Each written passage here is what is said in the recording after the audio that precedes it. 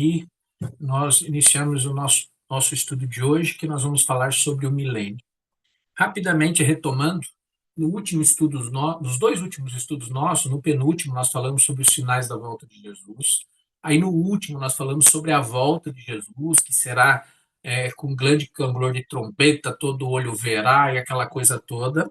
Aí nós vimos, no último estudo, que Jesus falou que haveria o quê? Haveria duas ressurreições. Lá em João capítulo 5, verso 28 e 29, ele disse assim, não fiquem maravilhados com isso, porque vem a hora em que todos os que acham nos túmulos ouvirão a voz dele e sairão.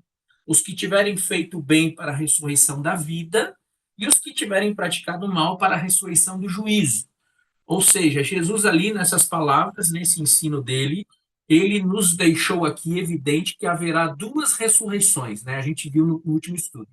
Uma para a vida e outra para a morte, ok? Duas ressurreições. No último estudo também, conforme 1 Tessalonicenses capítulo 4, versos 16 e 17, nós vimos sobre a primeira ressurreição. Não sei se vocês lembram. Lá, se você pegar lá no texto, diz assim, porque o Senhor, dado mesmo a sua palavra de ordem, ressoada a trombeta de Deus, descerá dos céus, e os mortos em Cristo ressuscitarão primeiro.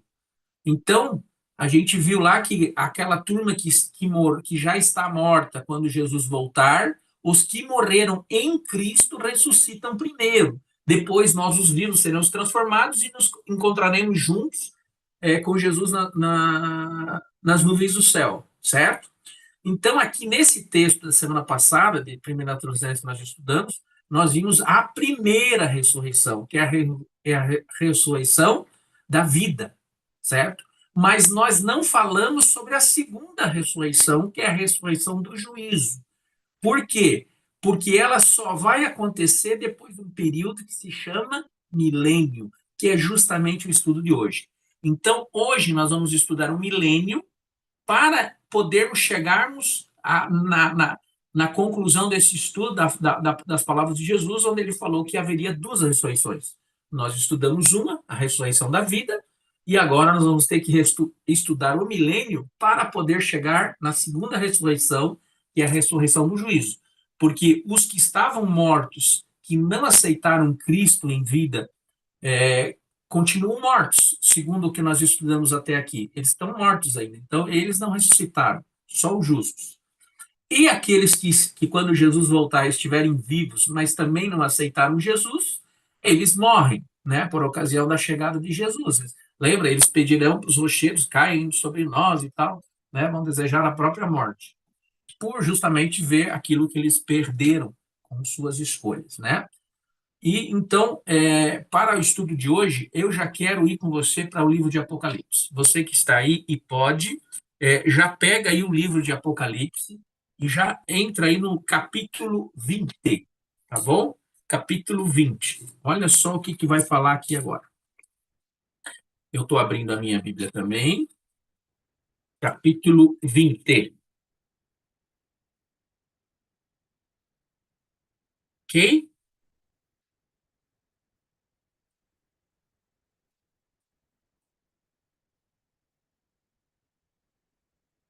Muito bem. Deixa eu ver aqui.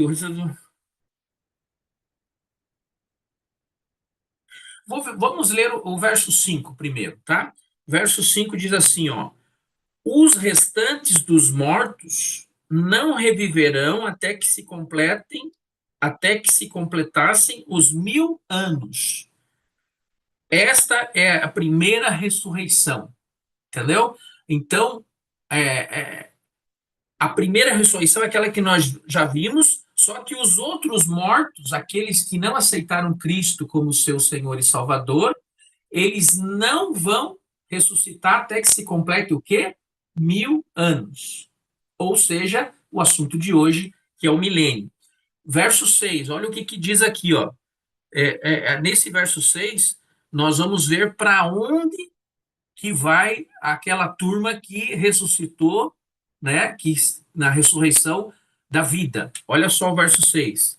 Bem-aventurado e santo, ou separado, feliz e separado, é aquele que tem parte na primeira ressurreição, a ressurreição da vida.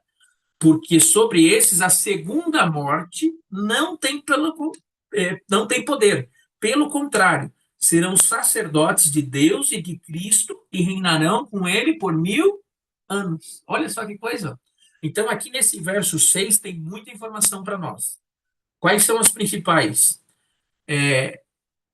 Os que ressuscitaram na primeira ressurreição, eles não vão passar pela segunda morte. Isso é uma informação importante. Mas como assim? Deixa eu te explicar. O que é a primeira morte? A primeira morte é essa que nós conhecemos, que nós, infelizmente, talvez já presenciamos na condição de alguns amigos, de pessoas conhecidas, né? E a segunda ressurreição é a que nós vamos, a segunda morte, perdão, é a que nós vamos ver hoje. Já vamos chegar nela, tá bom? Porque a primeira morte, essa que nós já conhecemos, que é aqueles que morreram sem Cristo, sem aceitar Cristo como seu Salvador, estão lá, continuam lá. É a primeira morte. Os que morreram em Cristo passaram por essa primeira morte, mas não vão passar pela segunda, é isso que o texto está dizendo. Nós só vamos já encontrar essa segunda morte aqui, tá?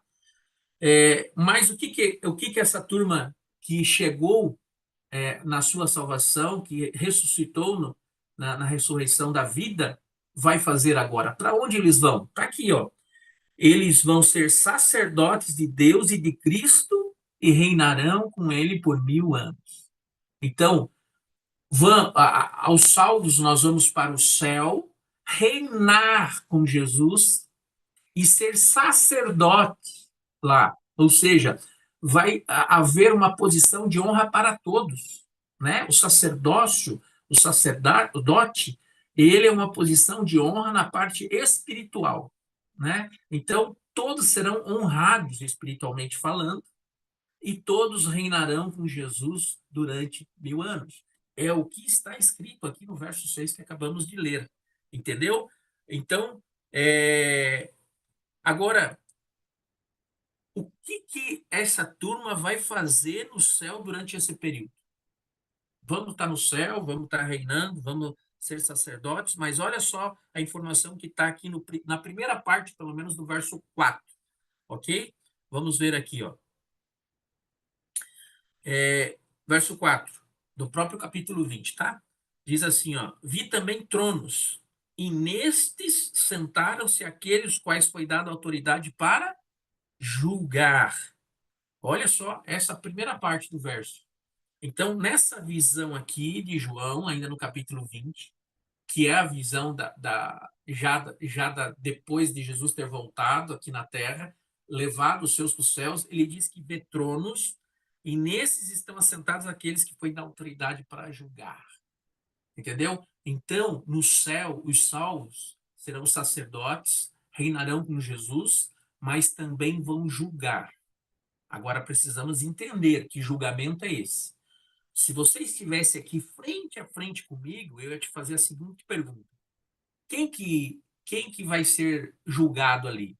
Será que são as pessoas, os pecadores? Será que são os anjos? Será que é Deus? Será que é Jesus? Quem é o alvo desse julgamento? Quem você acha aí que é o alvo desse julgamento? Né? Eu acredito que provavelmente muitos devem estar falando assim, não, vai julgar as pessoas, os pecadores. Mas não, esse julgamento, olha, por mais que pareça estranho, esse julgamento vai ser um julgamento de Deus. Nós vamos julgar Deus. Mas como assim? Nós não vamos julgar as pessoas, por quê? Porque as pessoas já foram julgadas e por isso estão lá salvas ou não estão. Então, esse tipo de julgamento já ocorreu. Vamos estar julgando lá no céu, na verdade, os parâmetros que Deus utilizou para salvar ou não salvar alguém. É isso mesmo. Nós vamos estar entendendo e Deus não faz nada às escuras e ele vai estar mostrando. Por quê? Porque lá no céu, você e eu podemos chegar e ver pessoas que a gente não imagina, jamais imaginava que poderia estar lá salvo. Como assim? Fulano está aqui, não é possível. E também, por outro lado, vai haver pessoas que você fala, ué, cadê Ciclano? Cadê? Cadê aquela pessoa que não está aqui? Entende? Então, esse julgamento que vai haver é sobre isso, entende? Você vai julgar e vai entender o julgamento de Deus. E aí você vai ver que ele é um Deus justo, ok? Deixa eu dar só uma pausazinha aqui, porque eu acabei de abrir aqui. Eu quero agradecer aí o pessoal aí do YouTube aí, né? A Giane, principalmente, que se manifestou, nossa amiga. Muito bem. Todos que estão aí, viu? Que bom que vocês estão participando do estudo. É, então, os salvos lá no céu estarão julgando o julgamento de Deus. Não Deus, mas o julgamento de Deus. Para compreender e não ficar nenhuma dúvida na cabeça de quem estiver lá. Você entende isso? Porque Deus é transparente no que faz e em seu julgamento, né? Olha só, tem mais um texto aqui de 1 Coríntios, capítulo 6, que vale a pena também nós darmos uma passada aí. 1 Coríntios, capítulo 6,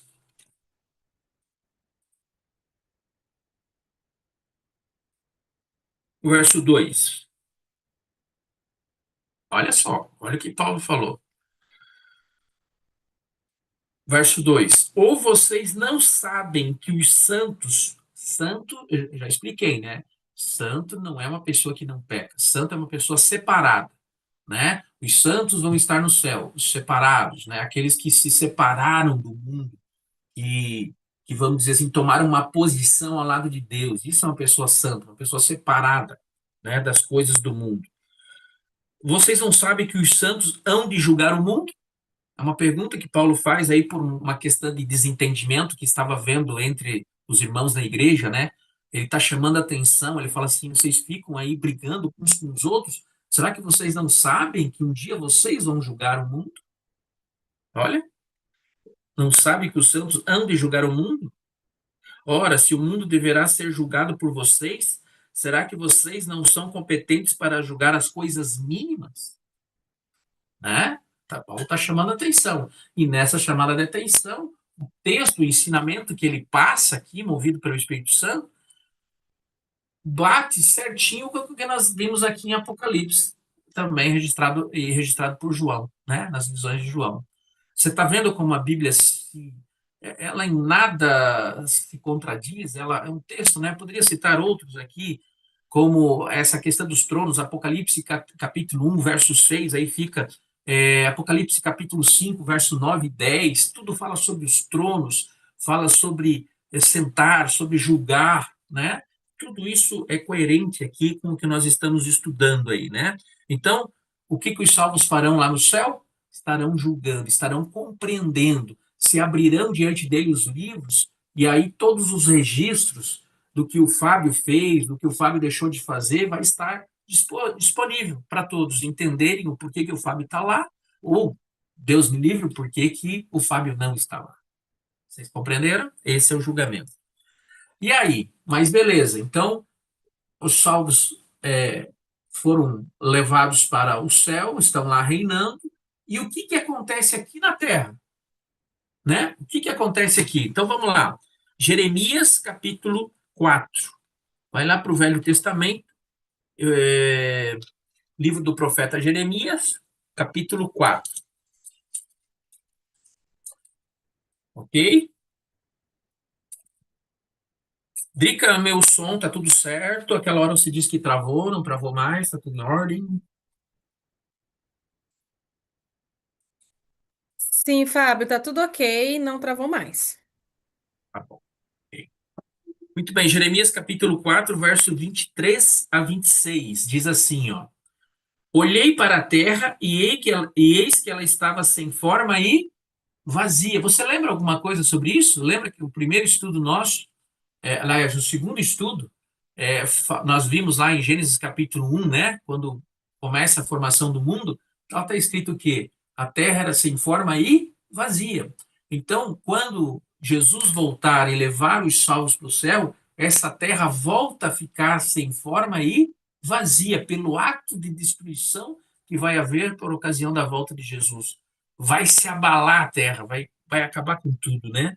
Olhei para a terra, eis que estava sem forma e vazia. Olhei para os céus e eles não tinham luz. Olhei para os montes e eis que eles tremiam, e todas as colinas estremeciam. Olhei e eis que não havia ninguém. Todas as aves dos céus haviam fugido. Verso 26. Olhei ainda, e eis que a terra fértil agora é um deserto, e todas as suas cidades estavam derrubadas em ruínas diante do Senhor, diante do furor da sua ira. Então, aqui é um texto claro, né, que diz como ficará. Olha o verso 25, perdão, capítulo 25 aqui de Jeremias também. Capítulo 25. Olha o que está revelado aqui, verso 33. 25, 33. Está assim, ó. Os que o Senhor entregar à morte naquele dia, olha só, olha, presta atenção. Que o Senhor entregar à morte naquele dia se estenderão de uma extremidade da terra, de uma a outra extremidade da terra, e não serão pranteados, não serão recolhidos e nem sepultados, serão como estercos sobre a face da terra. Olha só. Então, por que diz aqui, ó, não serão pranteados? A primeira coisa aqui, a primeira coisa importante desse verso, se estenderão de uma a outra extremidade da terra. Olha a quantidade de gente que vai estar perdida. É muita gente. Ele diz assim: olha, olhei e vi gente de uma extremidade à outra da terra. É muita gente. Não serão pranteados. Ou seja, não tem ninguém para chorar a morte deles. Por quê? Porque quando Jesus voltar, é um ato único. Jesus ressuscita os salvos e os ímpios morrem. Então, quem vai prantear eles? Não tem quem faça o pranto e nem sepulte eles. É uma morte única para todos. Você entendeu? Não é um morre aqui. Não. Buf, geral. E aí eles vão ficar sobre a face da terra. Por quê? Quem é que vai sepultá-los? Não tem ninguém para sepultá-los. Serão como esterco sobre a face da terra. Olha que triste. Então a terra como que vai ficar durante esses 1000 anos? Sem forma e vazia e coberta de pessoas que infelizmente morreram por ocasião da volta de Jesus. Olha só, que coisa. É, mas vai haver alguns seres que vão permanecer aqui na Terra durante esses 1000 anos. Olha só, vai permanecer sim, vivos. Quer ver? Vamos voltar lá para Apocalipse agora. Vamos voltar lá para Apocalipse. Ok? Apocalipse. Hoje o Gil não entrou aqui. Que pena. Apocalipse, capítulo 20, verso 1 a 3. Ok? Olha o que diz aqui. Olha quem vai estar aqui na terra também. Então vi descer do céu um anjo que tinha na mão a chave do abismo e uma grande corrente. Olha só. Ele segurou quem? O dragão. Quem que é o dragão? Satanás.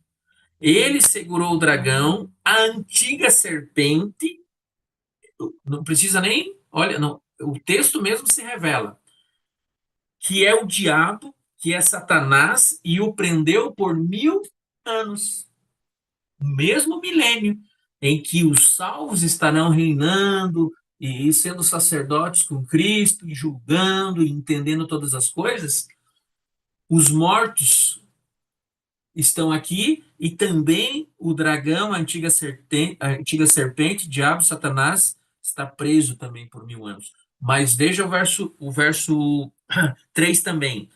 Lançou no abismo e fechou e pôs selo sobre ele, para que não mais enganasse as nações, até que se completassem os 1000 anos. Aí diz o finalzinho do verso: depois disso é necessário que ele seja solto por um pouco de tempo. Então, fechando aqui esses 3 versos, você já viu, durante o milênio, Satanás e seus anjos permanecem aqui na terra. No começo do verso 1, diz que veio o anjo com a chave do abismo, uma grande corrente. Né? Isso é uma linguagem figurada para dizer que Satanás e seus anjos estariam presos. Mas por que eles estão presos? Diz ali, ó, até o verso 3 diz que para que não enganassem mais as nações. Né? A prisão de Satanás e seus anjos é uma prisão circunstancial, ou seja, qual que é a atividade deles? É atentar as pessoas, os seres humanos, os filhos de Deus. Como os filhos de Deus estão todos mortos, eles não têm o que fazer.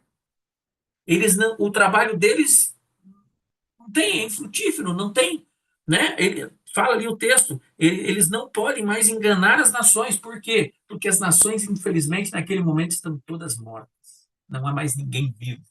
Então, Satanás e seus anjos ficam presos aqui na terra sem ter o que fazer. Talvez pensando em tudo que fizeram durante todo o tempo que aqui estiveram, né?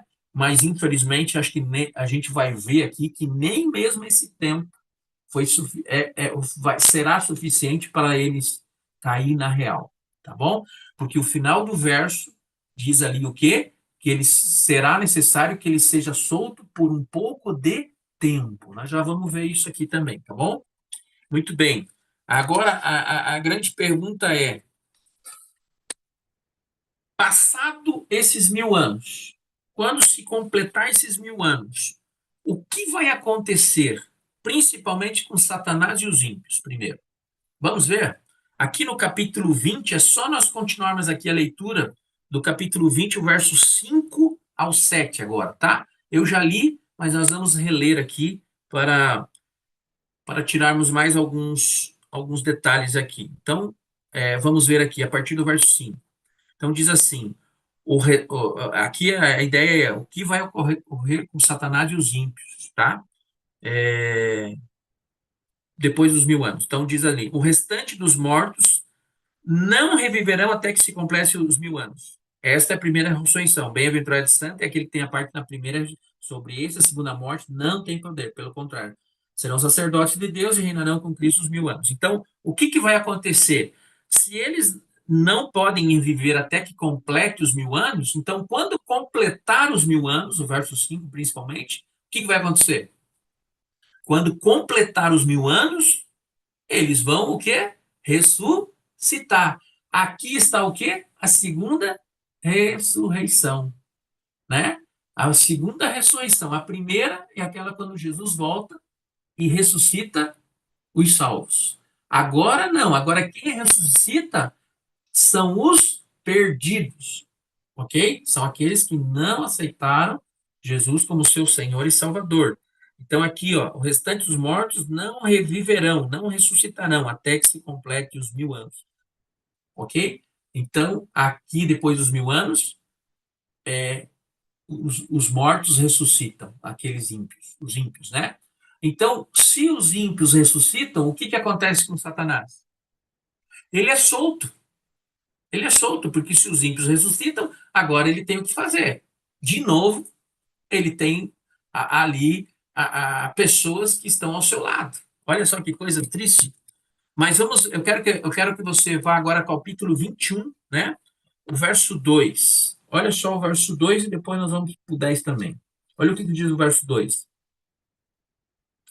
Vamos partir do verso 1. Diz ali Paulo, perdão, João, na sua visão, né? Registrada aqui.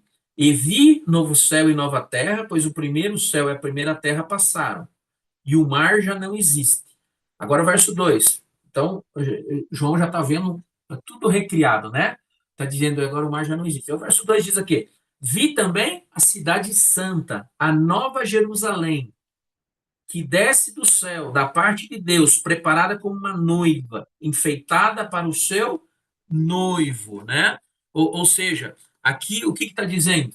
Que se de um lado há muita tristeza, do outro lado, nessa visão depois dos 1000 anos, a cidade santa, a Nova Jerusalém, ou seja, os salvos que estão no céu, descem agora E essa cidade é tão bonita que a linguagem que João usa para representar é que ela está ataviada, que ela está adornada como uma noiva no dia do seu casamento, né? Porque as noivas têm esse cuidado, né, de se preparar, de colocar o vestido mais bonito possível, e flores e tudo aquilo, né? Então, essa é a linguagem que João achou humana para dizer: olha, tá perfeita, tá linda, tá preparada, tá ornamentada, tá a coisa mais linda do mundo, né? Então, essa cidade com os salvos, ela é de uma maravilha, de uma maravilha sem precedente, diria eu, né? Olha o verso 10 também.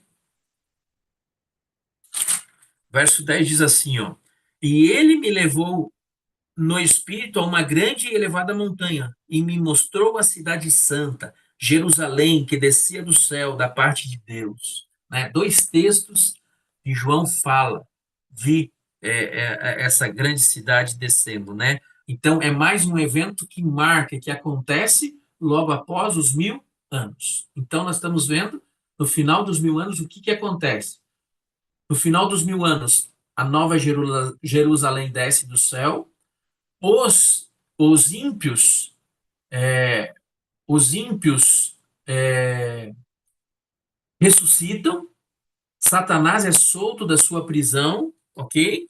E tudo isso está acontecendo aqui conforme nós estamos estudando. Mas, e aí? Agora com os ímpios ressuscitados, com Satanás ali, o que eles vão fazer? Quer ver aqui, ó? Verso 8. Verso 8 do capítulo 20, tá? Volta para o capítulo 20, vamos lá para o verso 8 agora. Que o 7 nós já lemos, né? Mas se quiser começar do 7, vamos lá. Talvez faça mais sentido aqui. Quando, porém, se completarem os 1000 anos, Satanás será solto da sua prisão. Claro, ele vai ser solto, por quê? Porque os ímpios ressuscitaram. E olha o que ele vai fazer aqui agora, no verso 8.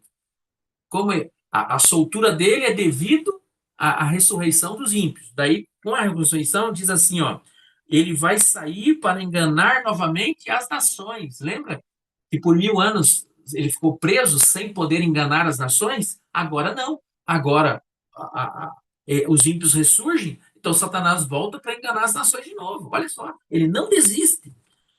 E sairá para enganar as nações que estão nos quatro cantos da terra. Assim como nós vimos que os mortos cobrem toda a face da terra, agora eles ressuscitam, então eles cobrem novamente, vivos agora, a face da terra. Ou seja, é muita gente. E sairá para enganar as nações que estão nos quatro cantos da terra, Gog e Magog, a fim de reuni-las para uma ou para a batalha. Ou seja, Satanás vai tentar mais uma vez contra os salvos e contra Cristo. Olha que coisa! E olha o final desse verso. E o número dessas pessoas é como se fosse a areia do mar. Ou seja, uma linguagem para dizer que é muita gente. É como se fosse pessoas como a areia do mar. Ou seja, muita gente. Olha que triste, né? Que coisa mais triste isso. Agora, qual vai ser então a sentença final para estes? Porque eles se reúnem, eles vão planejar, vamos atacar, vamos fazer isso, vamos fazer aquilo. Imagine as piores mentes de todas as épocas juntas, né? A gente vai pegar Hitler junto. Eu queria falar aqui o nome de um político da atualidade aí, mas eu não posso, não devo. Então tá tudo junto, essas mentes diabólicas aí, e aí vão fazer o quê? O verso 9 diz, ó, vão marchar então pela superfície da terra, vão cercar o acampamento, verso 9 do capítulo 20, tá, meus irmãos que estão aí comigo? Eles vão marchar então pela superfície da terra e vão cercar o acampamento dos santos, a cidade amada. Olha só que o final do verso diz. Porém, descerá fogo do céu e vai os consumir. Você entendeu? Você está entendendo o estudo? Antes de fechar, vamos ao Evangelho de Mateus, capítulo 25, verso 41.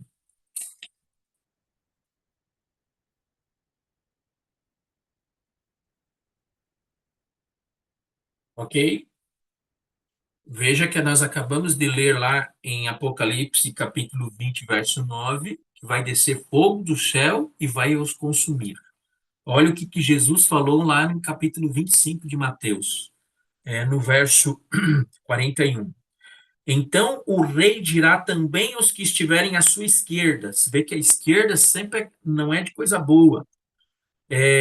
Afastem-se de mim, malditos, para o fogo eterno, preparado para o diabo e seus anjos.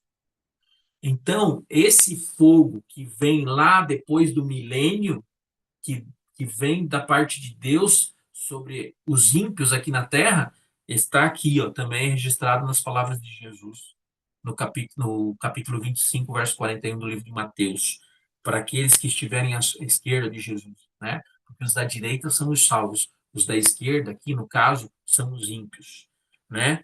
É, para o fogo eterno preparado para o diabo e seus anjos. Quero fechar esse estudo. Nós já falamos sobre o milênio, o que é o milênio, 1.000 anos lá no céu. Para quê? Para que todos os salvos possam entender o juízo de Deus, não haja nenhuma dúvida sobre quem está lá e sobre quem não está. Tá? Mais para frente a gente vai falar sobre o juízo, e aí nós vamos falar sobre os livros, e a gente vai se aprofundar um pouquinho mais nessa parte, tá? Mais para frente esse estudo. Mas o que precisamos saber aqui nesse estudo de hoje? Haverá um período de 1.000 anos depois que Jesus voltar a essa terra, onde ele leva com ele para os 1.000 anos os salvos, tanto os mortos que ressuscitaram, quanto os vivos que foram transformados, vão para um período de 1.000 anos reinar com Jesus, ser sacerdote e também entender o julgamento de Cristo. Depois que se completar esses 1.000 anos, a cidade santa, os salvos descem. Nessa descida, ressuscita a segunda ressurreição, que é todos os ímpios. É uma quantidade gigantesca, pois eles estavam cobrindo toda a terra, né? Porque além dos que estão vivos, a todos os que morreram de todas as épocas ressurge, então é muita gente, infelizmente. Diz ali o texto que nós lemos como se fosse areia do mar. E aí eles fazem uma última tentativa de atacar a Cristo e aos seus filhos. Só que é nesse momento que desce fogo do céu e consome tudo, todos e tudo, inclusive Satanás e seus anjos. Na verdade, esse fogo, conforme lemos aqui agora, ele foi preparado para Satanás e seus anjos. Não é para um filho de Deus. Porém, aqueles que se posicionarem por suas escolhas para o lado de Satanás e seus anjos, esses, infelizmente, vão queimar junto. Preste atenção: o fogo é eterno, mas não é eterno o sofrimento. Deus não seria assim. O texto que nós lemos é: desce fogo do céu e os consome. Ok? O fogo é eterno, as consequências são eternas, mas vamos dizer assim, não seria a tortura, né? Se bem que se a pessoa ficasse queimando eternamente, seria uma tortura, né? E isso não combina com Deus, tá? Então, o fogo é eterno, as consequências são eternas, mas o ato é um ato único, tá? Então, esse fogo é preparado para Satanás e seus anjos, mas a cidade santa é preparada para Jesus e seus filhos. A grande questão é de que lado você e eu estaremos. Não é uma questão de querer, tá, meu povo? Não é todos nós, obviamente, queremos estar na cidade santa, mas não é uma questão de querer, é uma questão de escolhas, tá? O que vai habilitar eu e você a estar lá ou não estar são as escolhas que fazemos hoje. Hoje, você que está aqui me acompanhando fez a melhor escolha, que é de estar aqui se preparando, conhecendo, abrindo seu conhecimento, seu coração, estudando a palavra de Deus, justamente para não ser enganado por Satanás e seus anjos. Que o que ele quer é que você não acredite que haverá a volta de Jesus, que você não se prepare, porque aí ele já ganhou você para ele. Você entende? Então, que nós possamos, através desse conhecimento, que infelizmente pelo tempo ele é curto, né? Se houver a necessidade, se alguém quiser, a gente pode se aprofundar um pouco mais, é só nos procurar e a gente se aprofunda. Mas temos aqui subsídios suficientes para nós podermos compreender um pouco e podermos fazer nossas escolhas. Você e eu possamos escolher para o lado de Jesus, para estarmos na primeira ressurreição, para vivermos no milênio, não mortos aqui neste mundo, mas vivos e reinando, sendo sacerdote com o Senhor Jesus Cristo durante 1000 anos. Que Deus nos abençoe, nos guarde e nos proteja. Amém? Vamos fechar nossos olhos e vamos orar. Querido e bondoso Deus e Pai maravilhoso, muito obrigado porque mais esta noite, mais essa oportunidade, nós pudemos estudar a Tua Palavra, pudemos rever textos e conhecer talvez alguns textos que para talvez algumas pessoas foi novo, e que essa compreensão possa ser fixada, Pai querido, na nossa mente, para que nós não nos esqueçamos dele, mas principalmente, Pai querido, que através desse conhecimento nós possamos mudar a nossa vida, as nossas escolhas, os nossos planejamentos, para que nós possamos, através da Tua graça, da Tua misericórdia, estarmos ou nos encontrarmos dentre os salvos, aqueles que vão reinar, que vão ser sacerdote durante os 1000 anos, com Cristo aí no céu. Que o Senhor nos perdoe nas nossas muitas falhas, que o Senhor nos dê poder para superarmos as nossas dificuldades, as nossas fraquezas, os nossos pecados, e que através da Tua graça nós possamos ser renovados, não somente nesta noite, mas para toda a nossa vida. Que as Tuas bênçãos sejam abundantes sobre a vida de todos que aqui participaram, sobre a vida da Drica e sua família, que conduz este momento para nós, e que essa graça alcance a todos que estão assistindo nesse momento, mas também os que aqui vão assistir futuramente. É isso que nós te pedimos, em nome e por amor a Cristo Jesus. Amém. Muito obrigado, meu povo, a todos que eu não pude citar nominalmente. Sintam-se todos abraçados, acariciados. Tenham todos uma boa noite. Muito obrigado por ter estado aqui conosco num horário diferenciado nesta semana, tá bom? Até mais. Um abraço a todos. Tchau, gente. Boa noite.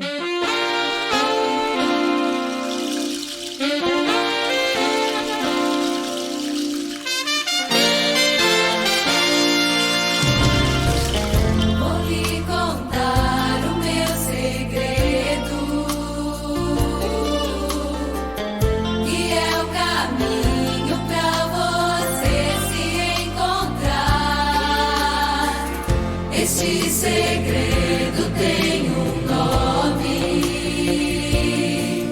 é Jesus Senhor, o sustentador,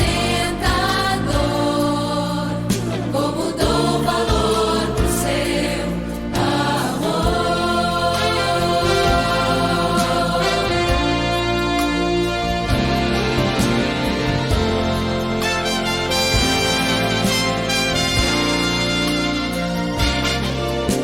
É tão comum saber de alguém sem paz, fica o pobre e não sabe o que faz, moderno ou antigo, procura um amigo, alguma coisa que lhes dê motivação. Não são jornais que vão te animar, são as roupas novas que vão te alegrar, fazer